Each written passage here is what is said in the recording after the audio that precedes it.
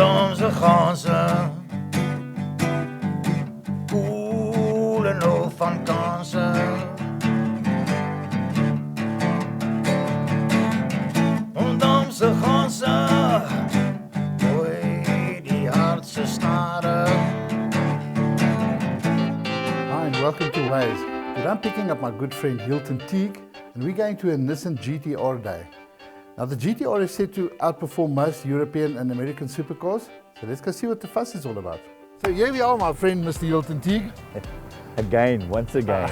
I know you're not a very big petrolhead, you're more into the cooking and stuff. Yeah, I do good cooking and I fancy the cars. The cars are cool, man. And a fast car, fast woman, what a pleasure, eh? Today is a GTR day here at Rocket 88. As you can see, there's some GTRs parked here, some Mustangs in the background.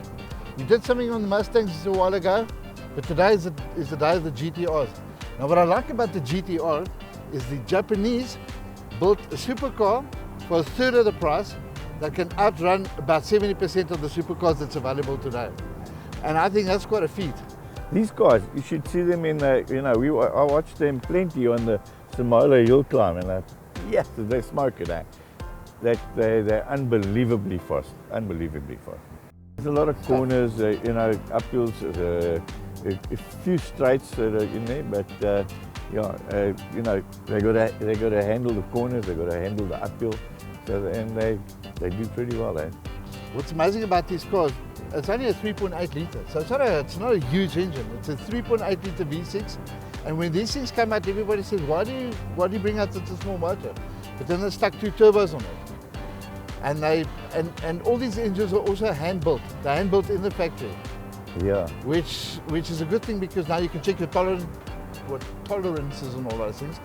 And I think this is what makes these cars so fast, and that's what makes them so successful, is the fact that the Japanese they are very meticulous in detail and stuff like that. Yeah. And just to prove that it's a first world country, I mean, after the tsunami hit them, how long did it take them to rebuild that part of coastline? Yeah, no, It was quick, man. They're pretty good at that and assembling these type of things. Yeah. Well, I think let's go have ourselves some fun. We're not doing any driving. Well, I'm not going to do any driving as far as I know. So I think let's go get ourselves a beer. Good, let's do that, huh? Well, as luck would have it, I'm going for a spin in one. The one I'll be driving in is the GTR Black. Now this car is super fast.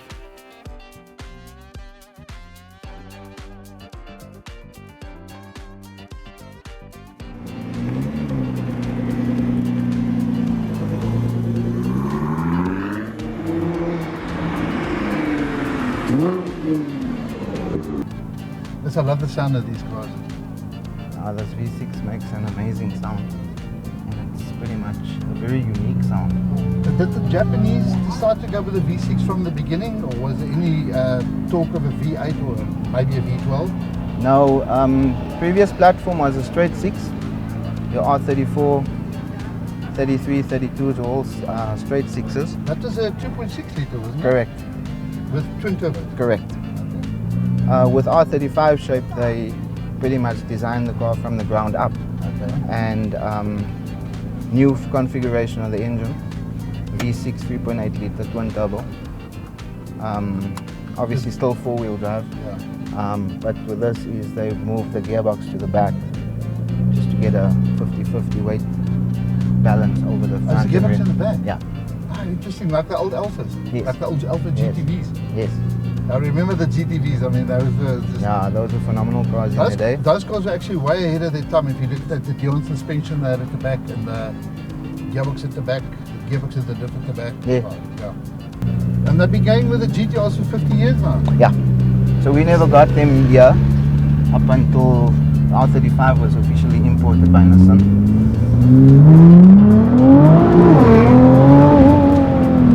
Now this has got grunt, eh?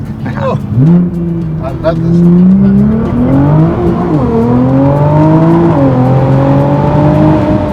No, I like speed. Paddle shift. Yeah. That's nice. But this car's incredibly potent. It's really great.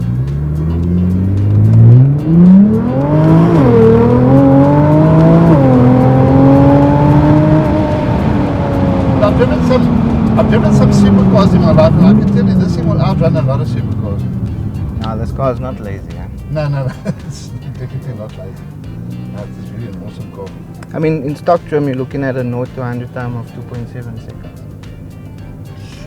Sure, There's not a lot of cars that can do that. that's what Ganse Veyron did. How do they sell in South Africa? Are there still people with deep pockets that can buy these things? Yes, I sold one last month, 50th anniversary edition. So it's not a volume seller. I mean, if you on an average day think how many GTRs you see, it's not a car you see every day. So very niche market car. But there's a huge following on them. We got interest on these cars on a daily basis, whether it's from people that aspire to own one or people who are just enthusiasts, you know.